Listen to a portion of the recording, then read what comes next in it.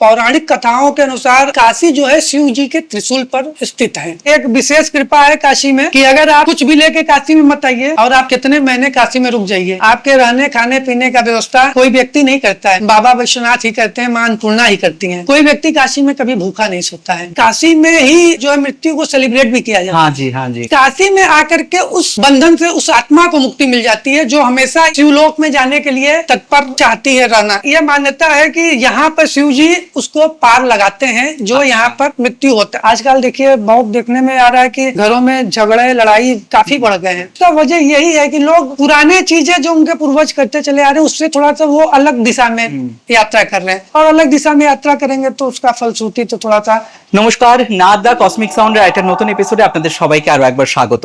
আর এই মুহূর্তে নাদের হোস্ট সিদ্ধার্থ শাহ, আমি বসে রয়েছি কাশীতে, কাশী মহানগরীতে, যেটাকে বলা হয় মোক্ষের দ্বারও। আজকে আমরা যারা বেসিক্যালি ইয়ং জেনারেশনের ছেলেমেয়েরা রয়েছি তারা কাশীতে কেন আসবো, কাশীর সম্পর্কে, কাশীর যে ইতিহাস রয়েছে সেই সম্পর্কে আমরা বিস্তারিত আলোচনা করব। আমার সাথে রয়েছেন কাশী মন্দিরের একজন পুরোহিত पंडित जी। पंडित जी, आपको बहुत बहुत स्वागत है हमारे ये पॉडकास्ट चैनल में। नमः पार्वती पतये हर हर महादेव। आपका सिद्धार्थ जी बहुत बहुत ही स्वागत और अभिनंदन करते हैं हम काशी में, और बड़ा अच्छा पूर्ण पवित्र समय में आपका काशी में आगमन हुआ है, और बाबा महादेव जी का कृपा आशीर्वाद आप लोगों पर रहे जी। बहुत धन्यवाद पंडित जी। पहले तो मुझे ये बताइए पंडित जी, काशी का जो इतिहास है वो इतिहास अगर देखते हैं तो बोलते हैं कि ये शिव जी का नगर है। ये शिव जी का नगर कैसे है और इसका शिव जी के साथ क्या महत्व है, थोड़ा हम लोगों को समझाइए। देखिए, इसमें हमारे शास्त्रों में उल्लेख बहुत अच्छा किया गया है कि शिव जी को काशी प्रिय क्यों है और उनका ये नगर कैसे है और उनका वास यहाँ कैसे होता है। सर्वप्रथम मैं इसमें आपको ये बताना चाहूंगा कि ऐसी पौराणिक कथाओं के अनुसार हमारी मान्यता है कि काशी जो है शिव जी के त्रिशूल पर स्थित है, तो उसका भार जो है उनके त्रिशूल पर है। इस वजह से काशी का एक अलग महत्व है, एक अलग मान्यता है। और काशी में मोक्ष का द्वार भी बताया गया है कि काशी में मोक्ष का द्वार है। वो हम लोग अभी आगे बात करेंगे कि वो कैसे है। लेकिन अभी जो है चल रहा है श्रावण मास का बड़ी पवित्र समय चल रहा है। आप लोग भी देखे होंगे कि काशी का इस समय क्या मतलब शिव भक्तों का कितना बड़ा रेला लगा हुआ है काशी में। तो काशी एक कहा जाए उसको तो रोशनी का शहर देवताओं द्वारा आशीर्वादित किया गया है महादेव जी को कि ये रोशनी का शहर है, ऊर्जा का शहर है। यहाँ ऊर्जा का जो प्रवाह होता है, इसलिए वो महादेव जी को बहुत ही न्यारी, बहुत ही प्यारी काशी है और उनका यहाँ पर वास है। स्कंद पुराण में, महाभारत में भी इसमें इसका जिक्र किया गया है काशी के बारे में। तो काशी का एक बहुत ही अपना एक अलग है, 5000 साल पुराना इसका जो बताया गया है, महादेव जी द्वारा इसको बसाया गया है। सर्वप्रथम आनंद वन इसको नाम दिया गया था, काशी को आनंद वन महादेव जी द्वारा नाम दिया गया था। इसमें आप देखेंगे कि हर जगह भगवती बाएं जो है उनका प्रवाह होता है, लेकिन काशी में भगवती का प्रवाह दाहिने तरफ होता है महादेव जी के। तो इसीलिए इसको एक मुक्ति का क्षेत्र कहा गया है। हालांकि मुक्ति के क्षेत्र तो काफी हैं, प्रयागराज भी है और द्वारका भी है, कांची भी है, लेकिन काशी को मुक्ति का मतलब कि क्यों क्षेत्र, मोक्ष का क्षेत्र क्यों बोला गया है? क्योंकि यहाँ पर जो होता है जन्म पुनर्जन्म का जो है ये बंधन मुक्त हो जाता है। यहाँ से आत्मा का शरीर से मिलन और मृत्यु का ये प्रकरण समाप्त हो जाता है। वो देवलोक की तरफ जो है उनका प्रस्थान हो जाता है। इसीलिए काशी का एक अपना विशेष महत्व है। जैसे ये मुक्ति के बारे में आप बोले, हाँ। तो फिर एक सवाल अभी मन में आ रहा है कि जैसे हम सुनते हैं, बहुत कथाओं में भी सुने हैं कि शिव जी इधर आके कानों में तारक मंत्र बोल के कुछ देके जाते हैं, उसके बारे में थोड़ा जानकारी दीजिए। शिव जी का देखिए मणिकर्णिका घाट है, वहां पर ये साधना का स्थल है। शिव जी का जो साधना होता है, जो आपका जप स्वाध्याय होता है, जिससे कि एक एनर्जेटिक चीजें मतलब लोगों को महसूस होती हैं, तो शिव जी के साधना स्थल होने के कारण ये शिव जी को मतलब कि इसमें आप अगर देखा जाए तो अभी हम लोग जो बात कर रहे हैं शिव जी के विषय में हम लोग चर्चा कर रहे हैं, ये शिव तत्व ही है जो इसके बारे में हम लोग बात कर रहे हैं। तो उनको मतलब कि शिव से अलग काशी नहीं रह सकते हैं और काशी से अलग शिव नहीं रह सकते हैं। दो लाइनों में अगर इसको कहा जाए तो काशी का एक अपना जो है यही एक परंपरा है। देखिए शिव का समझना हो तो शिव है क्या? शिव जी वेदों के सार हैं। जो वेद होते हैं उसके सार शिव जी हैं। क्योंकि अपने लोगों का तो बड़े भाग्य से ऐसे परिवार में जन्म हुआ जहाँ वैदिक परिवार में कि बाल्यकाल से ही हम लोग वेदों का पठन पाठन करते चले आ रहे हैं। Right right. और समापन मतलब उसमें जो है कि शुरुआत से लेकर समापन तक शिव तत्व, सब कुछ शिव तत्व ही है, सारी ऊर्जा शिव तत्व ही है। तो ऐसे होता है क्या कि कोई किसी का मृत्यु अगर हो जाता है मणिकर्णिका में के उसको लेके आते हैं तो उसके बाद क्या शिव जी वाकई आके उसके कानों में तारक मंत्र देके जाते हैं? देखिए यहाँ से क्या होता है ना कि जो मैंने अभी पीछे बताया कि जन्म पुनर्जन्म का ये बंधन चलता रहता है। देखिए शरीर कहीं भी जन्म ले कहीं भी हो सकती है, लेकिन जो उसको मुक्ति मिलती है वो काशी में आके क्यों मिलती है? क्योंकि आत्मा को किसी न किसी शरीर को धारण करना पड़ता है और ये बंधन वो न चाहते हुए ये क्रम है ये ब्रह्मलोक का, ब्रह्मांड का, कि इसको पालन करना होता है।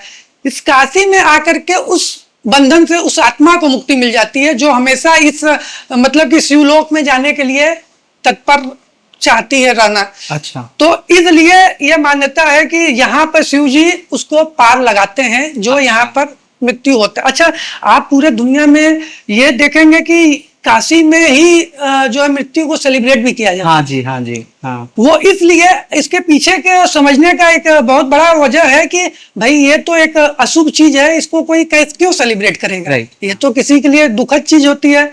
लेकिन यहाँ पर अपने पुराणों में बताया गया है कि जो आत्मा का मुक्ति हो जाता है वो यहाँ से ही उस व्यक्ति को फिर किसी अन्य शरीर में जन्म या किसी अन्य प्राणी पशु में जन्म लेने की आवश्यकता नहीं होती है। वो बंधन से मुक्ति हो जाता है। इसलिए लोग सेलिब्रेट करते हैं कि नहीं चलिए अब ये अंततो गत्वा पार हो गए। क्योंकि हमने फर्स्ट टाइम जब आया था उस समय मुझे ये जानकारी नहीं थी, तो मैंने देखा कि जैसे डेड बॉडीज जा रहे हैं तो वो ड्राम सेट के साथ इसका मतलब वो साउंड लेके वो सेलिब्रेट इसी। अच्छा, यहाँ पर वो व्यवस्थाएं बनाई गई हैं भी कि बाहर से कोई आते हैं। अच्छा, बड़े बड़े महानगरों में क्या है कि वेल स्टेबल लोग आते हैं और उनके लड़के कोई जर्मन, कोई इंग्लैंड, कोई अमेरिका में, वो लोग काशी में कुछ मतलब ऐसी व्यवस्थाएं हैं कि वो एक कमरा ले लेते हैं। अच्छा। और अपने अंतिम सांस का इंतजार करते हैं। वेल मतलब हर तरीके से वो संपन्न लोग होते हैं, ऐसा नहीं कि, लेकिन वो वेट करते हैं 2 साल 3 साल। हाँ, वो उनको कमरा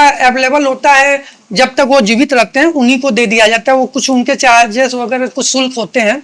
तो इस वजह से क्या है ना कि वो ऐसे काफी आप 80 की तरफ चले जाएंगे तो ऐसे आपको काफी व्यक्ति मिल जाएंगे कि वो बात देखेंगे कोई दिल्ली से अमेरिका तक से लोग आए हुए हैं। इसीलिए कि हमें 1-2 केस तो ऐसा भी आए, हालांकि ये गलत चीज है कि वो आके लोग जो है सुसाइड कर लिए, आत्महत्या कर लिए मुक्ति पाने के लिए, जो कि इसमें कोई शास्त्र में वर्णन नहीं। आप स्वतः आपका स्वतः अगर अपने से शरीर प्राण छोड़ता है तो वो मुक्ति का रास्ता बनता है। ये गलत कारण से वो थोड़ा सा अज्ञानता है लोगों का, लेकिन ऐसे 1-2 केस समझ में आए तो ये इसका इतना महत्व है कि लोग मुक्ति पाने तक के लिए जो है अपने आप को जो है मतलब ऐसा कोई सवाल ही नहीं आता है कि कोई अननेचुरल डेथ हो तो उसका मुक्ति ऐसे नहीं, बिल्कुल नहीं। वो तो फिर उनको देखिए उसकी पूरी हमारे जो है शास्त्रों में लिखा गया है, फिर उनको उसका पूरा भुगतना पड़ेगा। वो पूरा एक क्रियाएं होती है, एक प्रोसेस होता है, उसको पूरा उनको करने के बाद और फिर से उनको जन्म लेना पड़ता है। किस चीजों में वो उनके कर्मों के अनुसार डिसाइड होता है कि किस जगह जन्म लेते हैं। फिर वो भटकने वाला सिलसिला लगा रहेगा।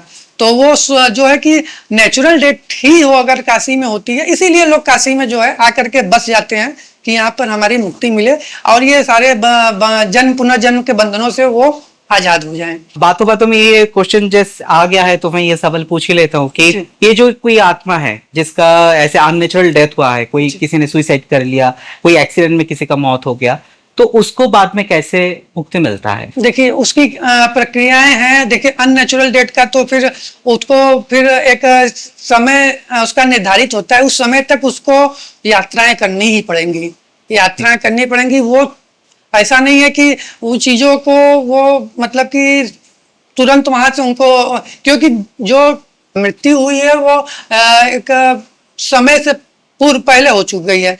तो उसका एक देखिए हमारे गरुड़ पुराण में भी उसका एक पूरा वृत्तांत पूरा उल्लेख है कि उनको एक अपना पूरा एक यात्रा करनी होती है उन चीजों को, और जो उनके कर्म रहते हैं उस अनुसार उतना ही जल्दी उनको फिर मुक्ति मिलती है, उनको वहां उनको भी मिलती है। और काशी में रहने की वजह से उसमें उनको सहायक भी मिलता है, लेकिन कुछ उसमें है तो नेचुरल में और अननेचुरल में फर्क तो हो जाता है। ये बोला जाता है कि गंगा किनारे में अगर अंतिम संस्कार किया जाए तो उसका मोक्ष मिल जाता है, तो इसके पीछे जो आध्यात्मिक कारण है उसको थोड़ा समझाइए। शरीर अपना जो है पंच तत्व से बना हुआ है और नदी गंगा किनारे पंच तत्व में विलीन हो जाता है, तो उसी को मान के इसका ये माना गया है कि जहां से जैसे लिए वहां से वैसे वापस कर दिया। तो भगवान ने दिया और उसको उन्हीं के बताए हुए पद क्रम चिन्हों पर हमने उस तरह उनको जब मतलब मृत्यु के बाद उसको वापस कर दिया। तो ये एक इसका अध्यात्म का अपना ये है कि पंच तत्व से आए हैं, पंच तत्वों में विलीन हो जाना है। काशी में बहुत सारे पौराणिक क्रियाकर्म चल रहा है, पूजा पाठ चल रहा है, आप कौन कौन चीजों से साथ अभी जुड़े हुए हैं? नहीं देखिए, कर्म कांड तो में सारे विषय आ जाते हैं। अच्छा। और मुख्यतः हम लोग सामाजिक हमारी कुछ संस्थाएं हैं जो कि काशी में कार्य, काशी क्या पूरे मतलब भारतवर्ष में कार्य करती हैं। कर्मकांड के अंतर्गत मतलब एक लोकजन कल्याण धर्मार्थ सेवा संस्था है और भी चीजें हैं जो कि हम लोग कार्य कर्मकांड में जो भी चीजें आती है सारा वो चीजें किया जाता है। रुद्राभिषेक से लेकर के महामृत्युंजय जप से लेकर के जो भी होता है सारी चीजें। और हमारे हैं संस्था के लोग तो हर जगह हम तो नहीं जा पाते हैं। हाँ। क्योंकि अब बहुत सारी अतिरिक्त और जिम्मेदारियां हमारे ऊपर रहती हैं, तो हमारे लोग हैं वो कार्य को सकुशल तरीके से, विशेषज्ञ लोग हैं, विद्वान लोग, वो करते रहते हैं। अब जब कोई पिंडदान या श्राद्ध कर्म करते हैं उस समय उसका जो परिवार लोग है उसमें क्या भावनाएं चल रही होती है? देखिए, जैसा कि हमने बताया कि सब चीजों के लिए तो हमारे पास लोग हैं, लेकिन मैं एक बात जरूर इसमें बताना चाहूंगा कि मैं मिलता रहता हूँ, आते हैं लोग मिलने के लिए, तो उनको जो देख के प्रतीत ऐसा महसूस होता है कि वास्तव में अगर उनके जो पितृ लोग होते हैं वो मिलने का अनुभूति उनके चेहरे से नजर आती है। अच्छा। वो संतुष्टि उनके चेहरे से नजर आती है कि मैंने जो भी कर्म उनके करते हैं, पिंडदान इत्यादि, वो जो भी कार्य करते हैं, उनको लगता है कि नहीं, हमने हमारे पितरों के प्रति अपनी कोई दायित्व था उसको मैंने पूरा किया, और वो संतुष्टि देखने को मिलती है। और पितरों का भी साल में पितृपक्ष के समय में ही आगमन होता है। एक कहिए तो संतुष्टि का आभास उनके चेहरे से देखने को मिलता है। और आप जाएंगे देखेंगे पितृपक्ष के समय में तो वहां पे बहुत ही ज्यादा भीड़ रहती है, इतना मतलब कि वहां पे बैठने तक की जगह नहीं होती है, लेकिन है जिम अपना दायित्व है उसका निर्वहन लोग करने आते हैं, बड़ी दूर दूर से आते हैं। और ये यहाँ पर बगल में ही एक पिशाच मोचन घाट है, वहीं पर इस सब कर्मों का ये सब कार्य किया जाता है। और उनके मतलब कि जो उनके वंशज होते हैं, करने वाले लोग होते हैं, उनसे जो है कि बड़ा ही मतलब कि देख के सुकून सा एक महसूस होता है कि नहीं, हाँ मैंने किसी को संतुष्ट किया। तो बिल्कुल वो, और वो सही भी है, क्योंकि 15 दिन आकर के वेट करते हैं और अगर असंतुष्ट होकर लौट जाए तो समझिए बड़े, आपको हम बताएं इसमें थोड़ा सा बृहद तरीके से इसमें बताना चाहेंगे कि अगर आप सारे पुण्य के कर्म कर रहे हैं, सभी अच्छे काम कर रहे हैं, दान धर्म सब कुछ, किसी सहायता, किसी का जो जरूरतमंद को सहायता से सब कुछ, लेकिन फिर भी आपके साथ कुछ अच्छा नहीं हो रहा है, सब कुछ सही है लेकिन समझ में नहीं आ रहा है, तो वहां पर पितृ दोष दिखा जाता है। अच्छा। पितृ आपसे नहीं प्रसन्न है, सब आप पुण्य करने का कोई फायदा नहीं है अगर अपने पितरों को आप जो है संतुष्ट नहीं कर पाए। तो वही 15 दिन ये बड़ा मतलब पर्व की तरह एक तरह से रहता है, जो कि लोग अपने अपने पूर्वजों को आके अन्नदान, जो अन्न पानी जल जो भी होता है वो प्रदान करते हैं। तो ऐसे जैसे हमने दोष जो रहता है वो ऐसे काम करके मतलब स्पिरिचुअल जो प्रोसेस होते हैं, रिचुअल्स जो होते हैं वो करते हुए उसका लागू हो जाता है क्या? बिल्कुल, ये उसी से ही उसका दोष का जो है कि मुक्ति मिलता है, समापन होता है। जो स्पिरिचुअल्स जो रिचुअल्स होते हैं उसको कर्म कांड कराए जाते हैं, उसी से उनको संतुष्टि मिलती है। वो क्योंकि उनको जब तक उनके वंशज द्वारा चीजें प्रदान नहीं की जाती, उनको आगे का एक तरह से आजकल के परिभाषा में बोला जाए तो आगे का गेट पास नहीं मिलता है, वो आगे निकल ही नहीं पाते हैं। ओके। वो भले 100 साल 200 साल 500 साल लग जाए, जब तक उनके क्रम में उनका लड़का पोता नाती पोते का पोता कोई ऐसा एक व्यक्ति जन्म ले कि नहीं यार हमें हमारे पूर्वजों के लिए करना है, हम किसी ने किया नहीं, तो ही उसको मुक्ति मिलती है, वो आगे का अनंत यात्रा पर जा पाते हैं। और जब तक वो रहेंगे तो वो फिर क्लेशित रहेंगे, तो फिर क्लेशित रखते भी हैं, तो उस बहुत जरूरी चीज है वो कर्म जरूर करना चाहिए हर व्यक्ति को। अच्छा, मुझे ये बताइए कि अगर ऐसे कोई फैमिली हो जी। जिसका आगे जाके उसके पिंडदान या जलदान करने के लिए कोई नहीं है, मान लीजिए कोई बेटा बेटी पोता पोती कोई नहीं है, जी। कोई इंसान जिसका शादी नहीं हुआ फिर, तो उसका मोक्ष प्राप्त कैसे मिलता है? देखिए, अगर इसमें दो तीन चीजें हैं। देखिए, मानते हैं कि अगर कोई पुत्र नहीं है तो ये कर्म बिटिया अगर कोई है तो बिटिया के तरफ से उनके लोग कर सकते हैं। अगर इसको भी हटा देते हैं कि पुत्र मतलब शादी ही नहीं किए हैं, तो उनके पास एक और मतलब कि माध्यम बनता है कि वो अपने जीवित रहते हुए अपना जो है सारे कर्म कर लें, अगर उनको भटकना नहीं है तो। अच्छा। हाँ, इसका प्रावधान हमारे शास्त्र में है कि अगर आपके पीछे कोई व्यक्ति नहीं है आपके ये सब चीजों को गत मुक्ति कराने के लिए, तो हमारे शास्त्रों में इसका विधान बताया गया है कि आप स्वयं कर सकते हैं, अपने सारे जो है कर्मों को आप संपादित कर सकते हैं। अच्छा। उसका पूरा पूरा विधान है, लेकिन इसके लिए ये होना चाहिए कि हाँ बात कोई हो ना तो पीछे नहीं, अगर है तो फिर वो करने का कोई लाभ नहीं है। वो फिर वो पुत्र या पुत्री के घर वाले ही करेंगे तो ही मुक्ति उससे मिल सकती है। अच्छा। रहते हुए नहीं कर सकते, नहीं है तो आप किया जा सकता है।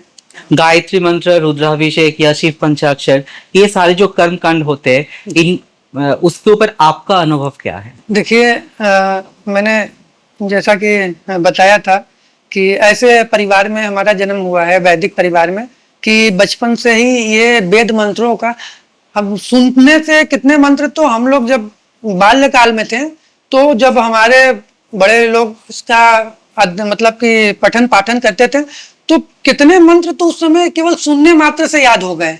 तो इस वजह से इसका अनुभव तो हम आपको यही बताएंगे कि जीवन की ऊर्जा के लिए बड़ा, हम कम से कम अपने लिए तो ये जानते हैं कि जीवन की ऊर्जा के लिए ये मंत्र और जप बहुत, स्वाध्याय बहुत जरूरी होते हैं। और इससे एक अलग सी तेज मिलती है, क्योंकि आप देखिए जिस कार्य में हैं, आप लोगों को समस्याओं को सुनते हैं, उनका निराकरण बताते हैं और खुद उसको करवाते हैं। उसके लिए बहुत ही, आज के समय के देखते हुए, बहुत ही ऊर्जा चाहिए होता है, क्योंकि आप अपने पहले स्वयं को सुरक्षित करते हैं, फिर किसी का भला करने के बारे में सोच सकते हैं। उसमें जो है कि यही चीजें बहुत सहायक बनती हैं। ये जो शिव जी का स्वाध्याय होता है, मंत्र होता है, जप होता है, ये बहुत ही सहायक होती हैं चीजों को आगे कार्य संपादित कराने के लिए।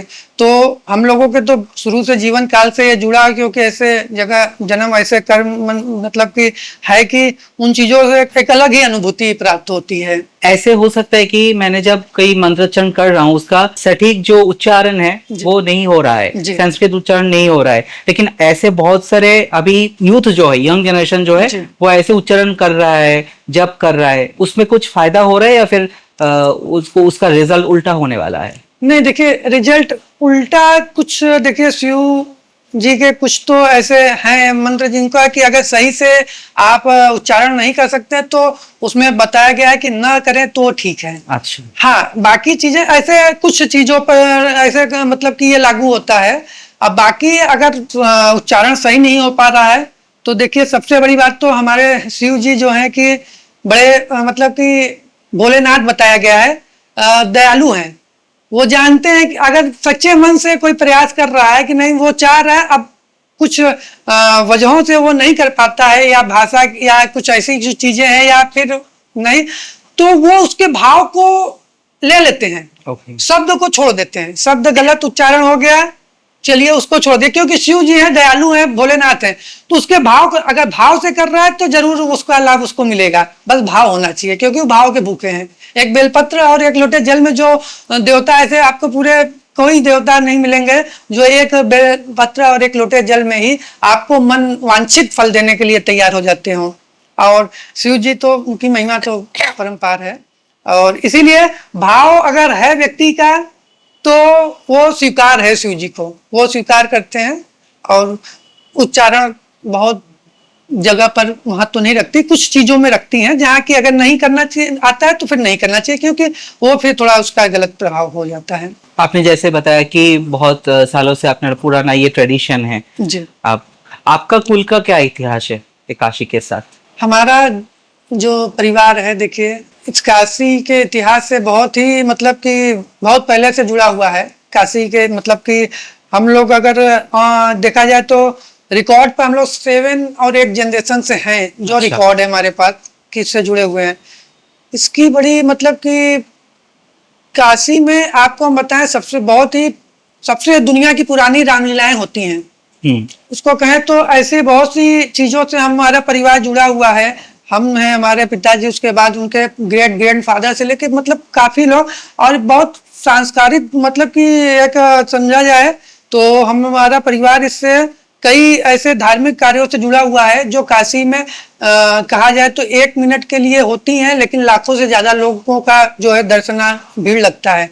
और उसमें किसी को इनविटेशन देने की जरूरत नहीं होती है। सब पूरे काशी वासियों को पता है कि एकादशी के दिन कितने बज के कितने मिनट पर कहाँ एकत्रित होना है। अच्छा जी, वो सबको पता है, किसी को कहने की जरूरत। उसमें हमारे काशी नरेश भी एक राजा साहब का आगमन होता है नाटिमली भक्त मिलाप में। तो और एक श्रावण के अंतिम जो है कि रविवार को काशी विश्वनाथ महोत्सव एक बड़ा आयोजन होता है, जो हमारे परिवार से शुरू से चला आ रहा है, हम लोग कराते रहते हैं।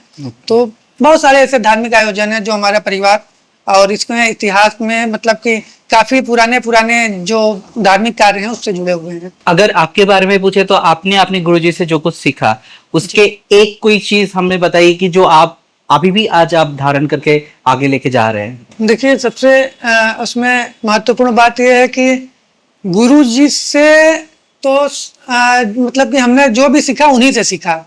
और इसमें एक चीज और कहना चाहेंगे कि अगर कोई व्यक्ति गुरु जी से, अगर कोई अपने गुरु से कोई चीजें प्राप्त नहीं कर पा रहा है, तो अन्यथा वो कहीं भी किसी जगह वो चीजें उसको प्राप्त नहीं होंगी, अगर गुरु से प्राप्त नहीं हुई तो। और हमारे गुरुजनों से हमें अपना जो है कि आज हम जिस कार्य में, जिस क्षेत्र में और जिस जगह पर हैं, मैं नहीं समझता कि मैं उस वो लायक था, लेकिन हमारे गुरुजनों ने समझा और उन चीजों को इतना मतलब कि बहुत ही मतलब हम अगर एक शब्दों में कहना चाहें तो आज जो कुछ है गुरुजनों के आशीर्वाद और कृपा से ही है, और उनकी कई बातों को यही हम धारण करके चलते हैं और जीवन पर्यंत इसको स्मरण करके चलते हैं कि आप किसी का भी भला करने से आपका भला होता है। और ये कभी सोच के मत करिए कि आप किसी दूसरे का भला कर रहे हैं, वो आप स्वयं का भला कर रहे हैं।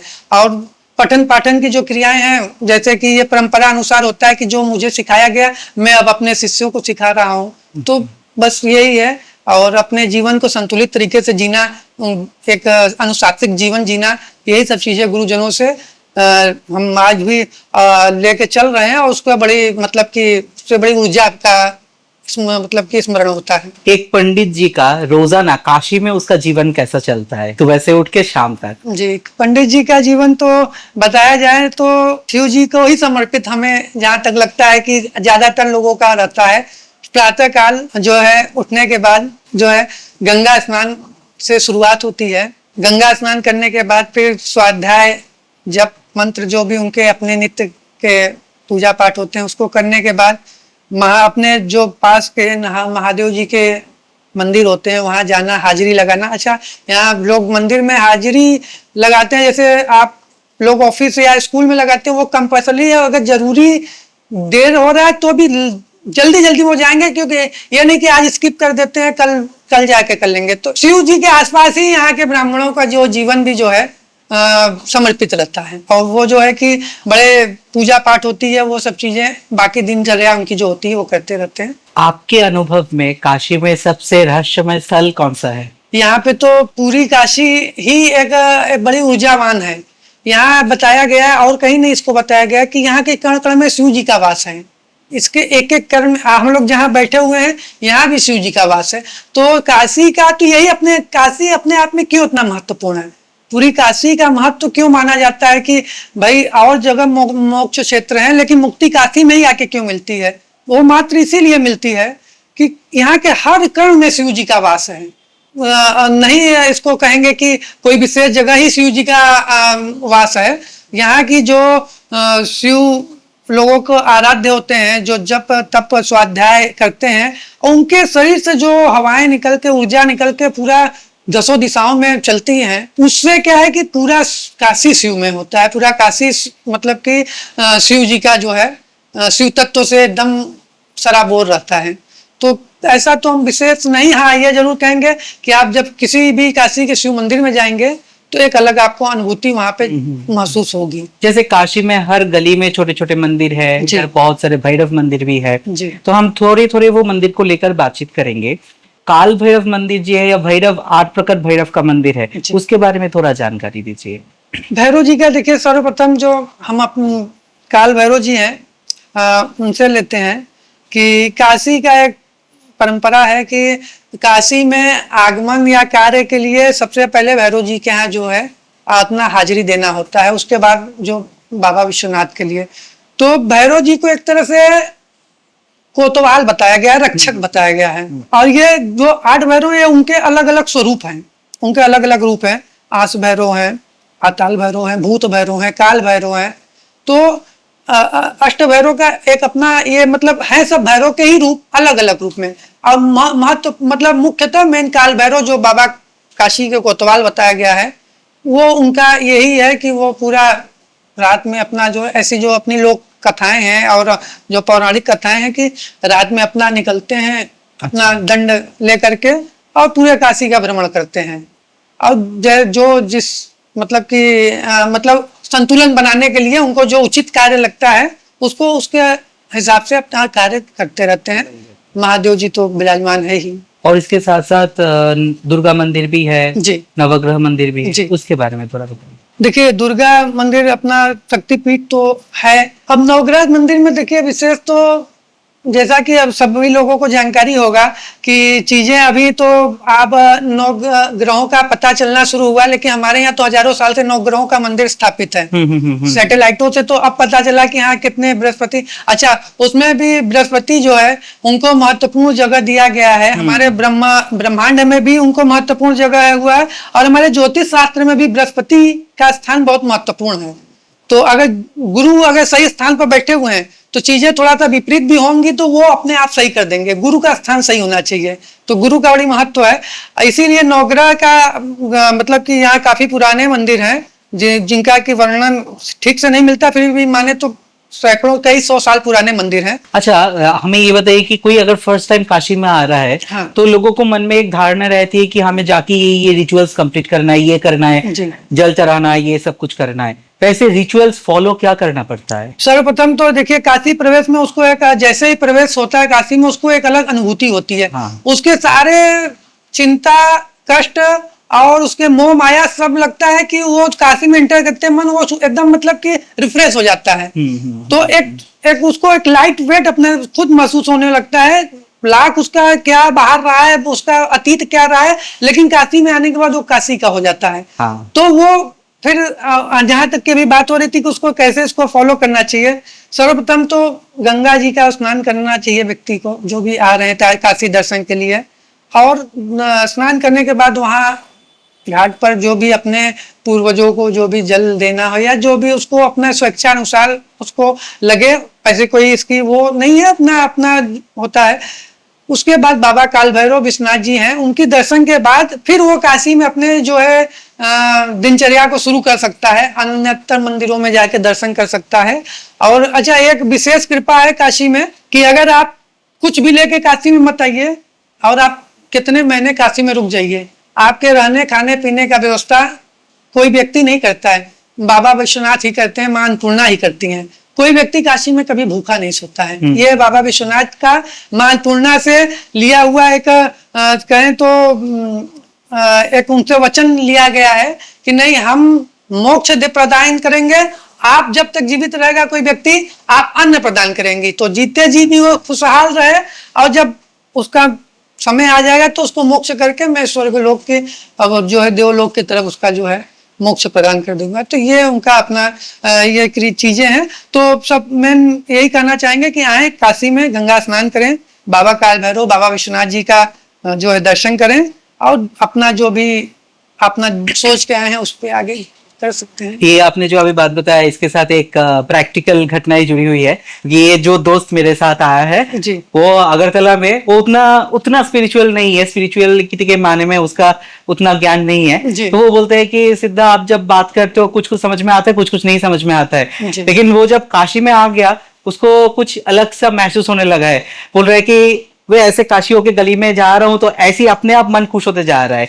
कोई भी छोटे मोटे चीजों से मन खुश होते जा रहा है। इसके पीछे कारण क्या इसके है? पीछे यही हमें आपको बिल्कुल बताना चाहेंगे। इसके पीछे सबसे बड़ा कारण ये है कि देखिए, हम लोगों का तो जन्म हुआ है यहाँ पे, तो हम लोग तो उन चीजों को शुरू से महसूस कर रहे हैं, लेकिन जो कि हम रोज मिलते हैं, लोग बाहर से आते हैं, अच्छा यही चीज वो बताते हैं कि हम आने के बाद मतलब कि एयरपोर्ट तक तो वो चीजें उनके वो सारे कितने तनाव में रहे, और यहाँ आने के बाद वो चीजें सारा वो कब भूल गए, क्या हो गया, उनको समझ में नहीं आ रहा है।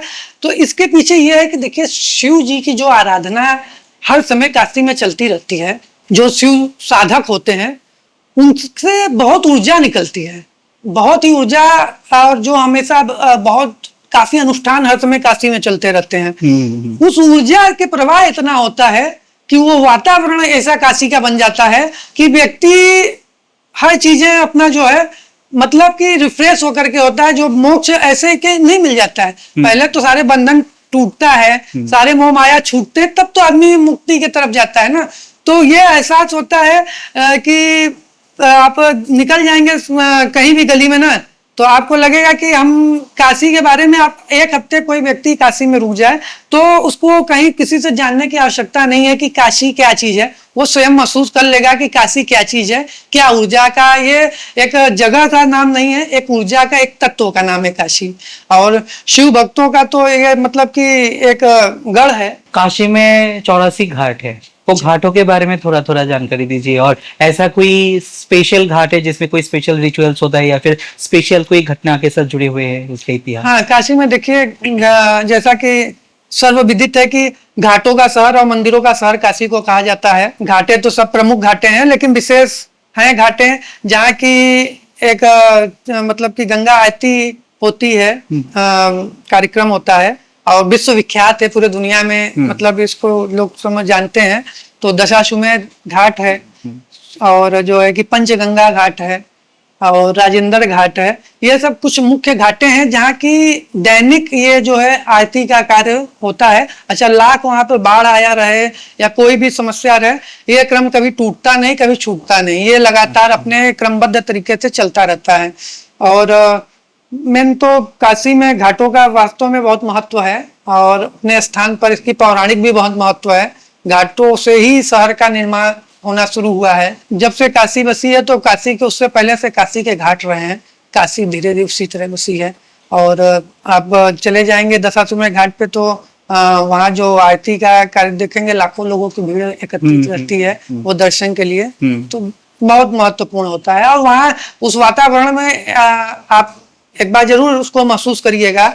आपको काशी कहा जाता है ना कि आ जाते हैं लोग, अपने मर्जी से जा नहीं पाते हैं यहाँ से, तो जाते हैं काशी के मर्जी से ही। तो बहुत से लोग आते हैं 2 दिन का प्लान करके हमारे संपर्क में, और वो 15-15 दिन तक वो उनका नुकसान हो रहा है या फायदा नहीं, मतलब वो काशी के ही बन के रह गए। और फिर प्लानिंग धीरे धीरे होने लगती है कि यहाँ कैसे रचा बसा जाए। बहुत अपना घाटों का बहुत महत्व है। अभी जो यंग जनरेशन है उसको मणिकर्णिका घाट को लेकर बहुत फैसिनेशन है, तो मणिकर्णिका घाट का जो हिस्ट्री है वो थोड़ा बताइए।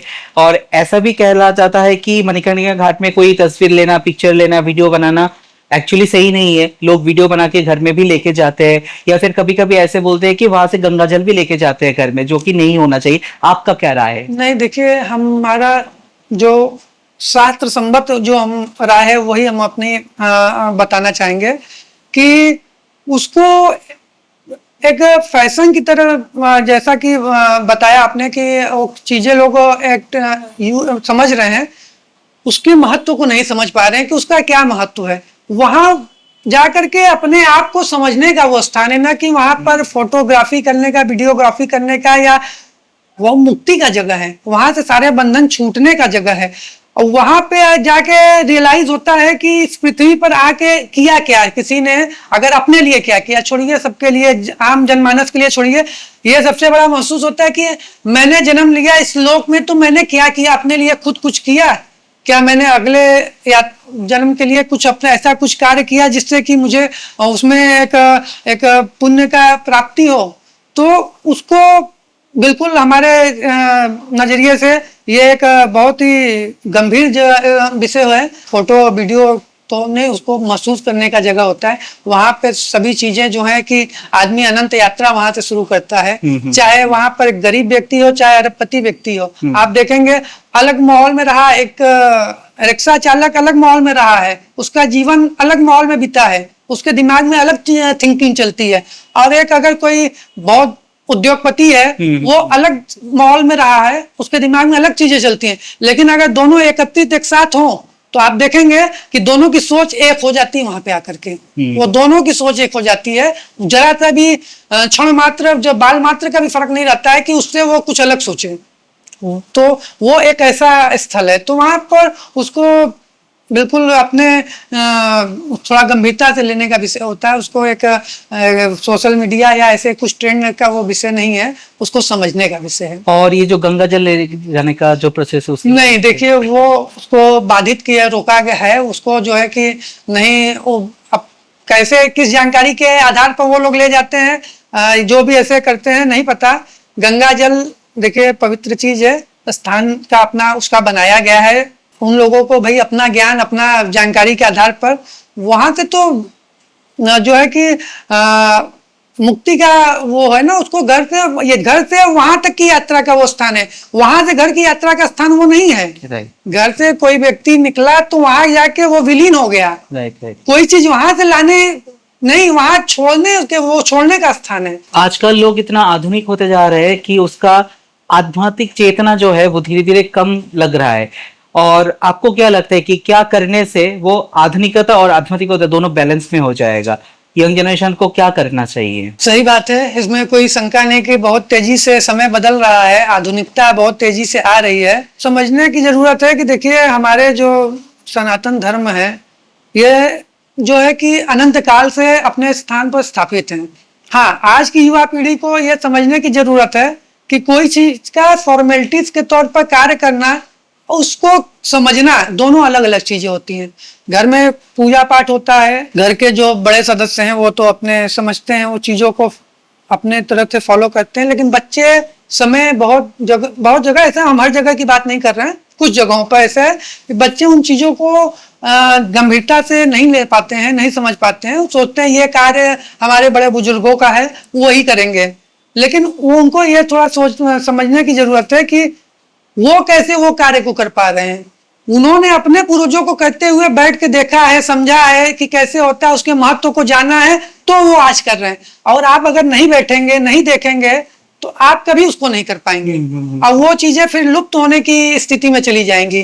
तो हमारा कर दीजिए आग्रह है, निवेदन है, या ये समझिए कि आपके घर में कोई चीज परफॉर्म हो रही है तो आप उसको समझिए क्या हो रहा है, क्यों हो रहा है, आपके पूर्वज उसको क्यों पहले से करते चले आ रहे हैं। भाई पहले के लोग तो मूर्ख तो नहीं न थे, वो लोग भाई वो लोग बहुत समझदार लोग थे। तो वो चीजें बिना किसी बात के तो कोई चीजें नहीं करते आ रहे हैं। तो अगर कुछ आप उस तथ्य को ही सिद्ध करने के लिए, अगर गलत ही सही जो भी आपको लगे, उसको ही आप साबित करने के लिए पहले उसको समझिए तो क्यों हो रहा है। और जब हमें पूरा यकीन है कि जब एक बार बैठ जाएंगे ना, तो अगले बार तो वो खुद करने लगेंगे उन चीजों को, क्योंकि एक बार समझने की जरूरत है। जब तक नहीं देख रहे हैं, समझ रहे हैं, तब तक उससे दूरी उनकी बनी हुई है। हालांकि सभी लोगों के लिए ये हमारा नहीं है, क्योंकि हमने ऐसे ऐसे परिवारों को हम जानते हैं जो कि लड़के 22-24 साल के आयु के हैं और बहुत बिजी है, लेकिन अगर उनके घर में या कहीं आयोजन है किसी पूजा का, इतने समर्पण भाव से वो करते हैं, इतने समर्पण भाव से रहते हैं कि वो उनमें से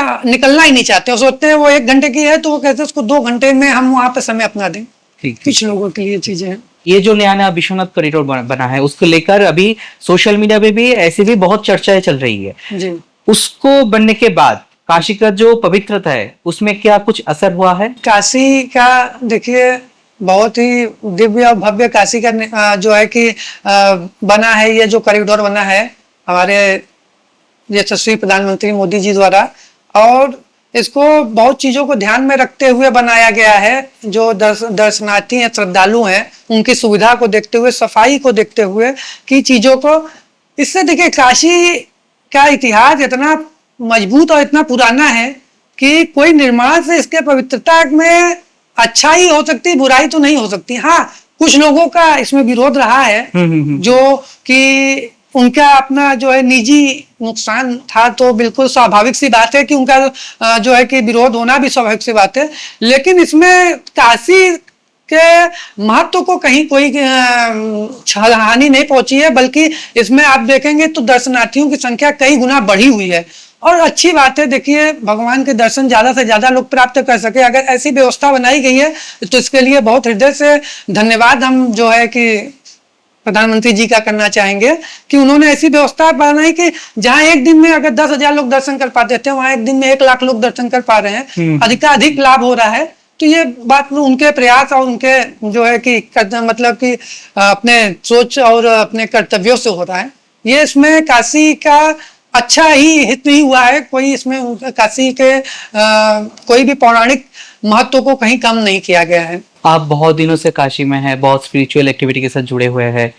आपका लाइफ का कोई पर्सनल एक्सपीरियंस, कोई घटनाएं घटी है आपके साथ? जब बाल्यकाल में हमारा मतलब बहुत ही ज्यादा बाल्यकाल भी नहीं था, एक मतलब समझिए कि पढ़ाई का ही हमारा समय चल रहा था, पठन पाठन का ही समय चल रहा था। तो एक बार थोड़ा सा हमारा जो है काफी, एक बार मतलब कि काफी समय तक थोड़ा सा विचलित हुआ कि ये जो आज के समय को देखते हुए लोग क्या क्या मतलब कहाँ कर रहे हैं। फिर हमें एक सोचना पड़ा कि हम ये जो कर रहे हैं ये ठीक है। और मैं 2-3 दिन इसको लेकर के बहुत परेशान था। लेकिन क्या ऐसा एक अब कहिए स्वप्न था या जो भी था, एक ऐसा ऊर्जा का हमें ऐसा अनुभूति हुआ कि ऐसा महसूस हुआ कि नहीं, इसके अलावा और अतिरिक्त आपके जीवन में और कुछ नहीं है जो कर रही है, सबसे ऊपर यही चीज है।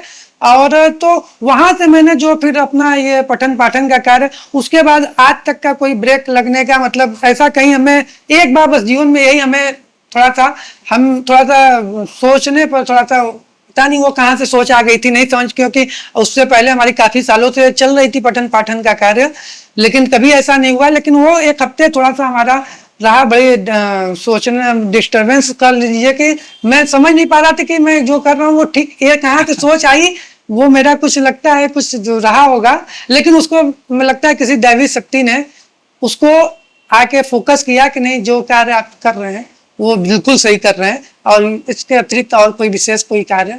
तो यही एक अनुभूति बहुत हमारे जीवन का महत्वपूर्ण है। अगर आप अपनी भाषाओं में मृत्यु को समझाए तो आप क्या समझाएंगे दर्शकों को? अगर इसको एक लाइन में बताने का प्रयास किया जाए, जन्म होता है इंसान का, तो जन्म के साथ उसके मृत्यु का भी समय फिक्स हो जाता है। किसी भी व्यक्ति की, प्राणी की, पशु की, कोई भी व्यक्ति का होता है, उसमें उससे पहले उसने अपने जीवन काल में क्या किया, थोड़ा ये महत्वपूर्ण हो जाता है।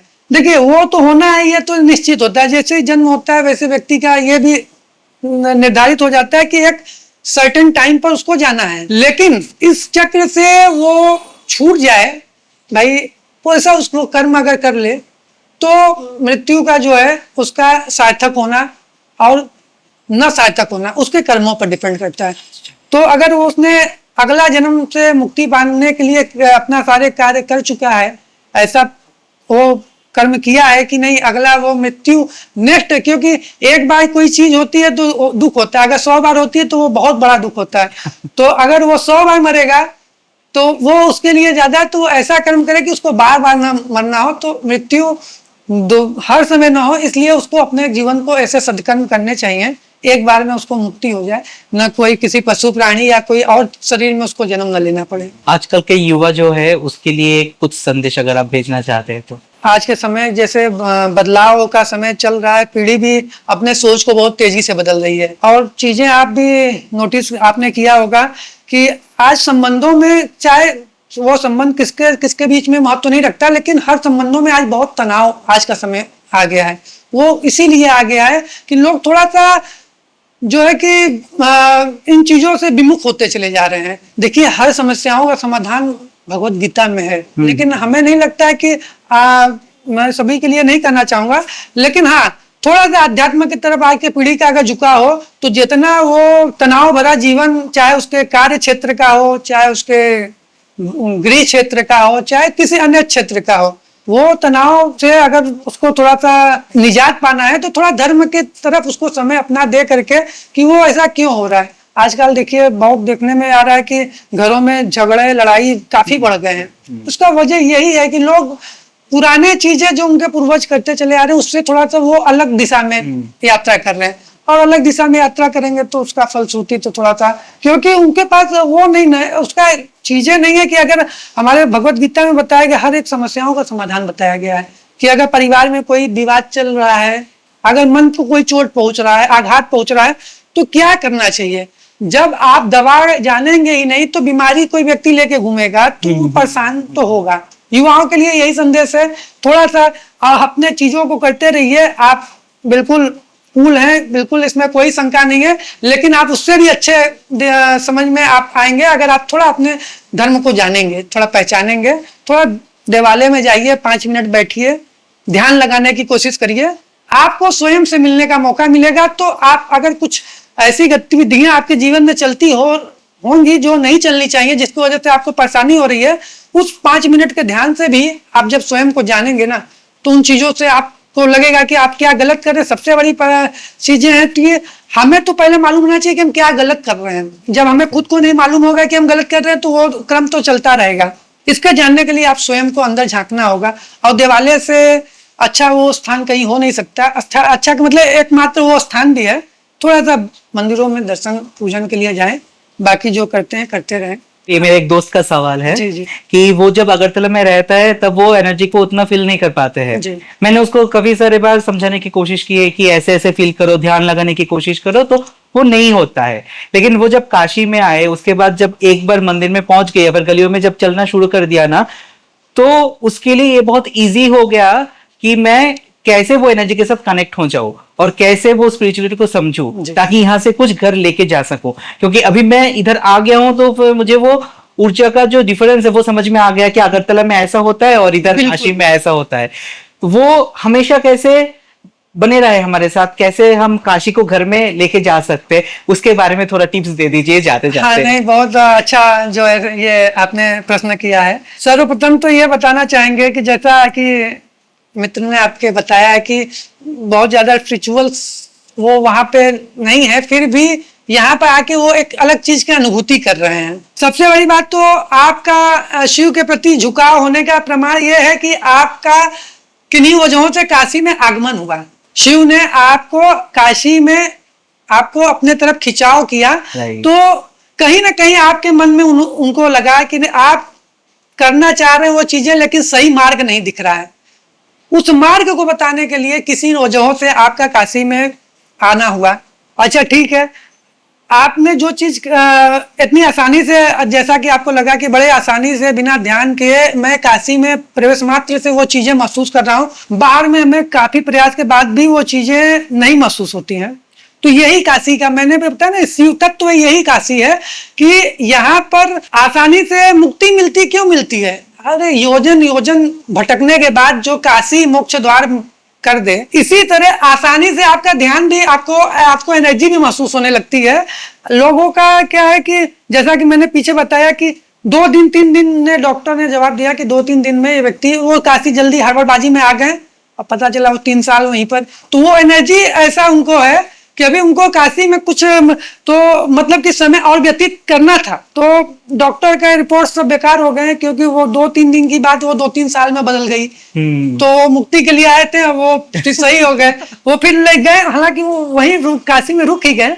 जो ऊर्जा अभी महसूस आप हो रही है, उस ऊर्जा को एक बार आप निकलेंगे यहाँ से, जब काशी छोड़ेंगे ना, तो कुछ समय तक आपके साथ जरूर रहेगी और आप को एक रास्ता निकलते निकलते जरूर काशी से आपको प्राप्त हो जाएगा कि इस एनर्जी को मेंटेन हम कैसे बाहर में रखें। इसको किसी को बताने की आवश्यकता नहीं पड़ेगी। आप को काशी से निकलते निकलते अपने आप जैसे आप एनर्जी महसूस किए, इसको मेंटेन दिया कैसे आप रखेंगे, ये भी आपको अपने आप इसका महसूस होगा। यही तुम्हारे काशी की बड़ी महत्वता है कि इसमें चीजें बहुत ज्यादा प्रयास करने की आवश्यकता नहीं होती है, अपने आप कम प्रयास में ज्यादा फल प्राप्त हो जाता है। तो ये आप यहाँ से एक बहुत ही समझिए एनर्जेटिक चीजें अपने साथ लेके काशी में जाएंगे, काशी से, और वो चीजें बराबर आपके साथ बनी रहेंगी, ऐसे भी आपको रास्ते स्वयं ही प्रशस्त होंगे।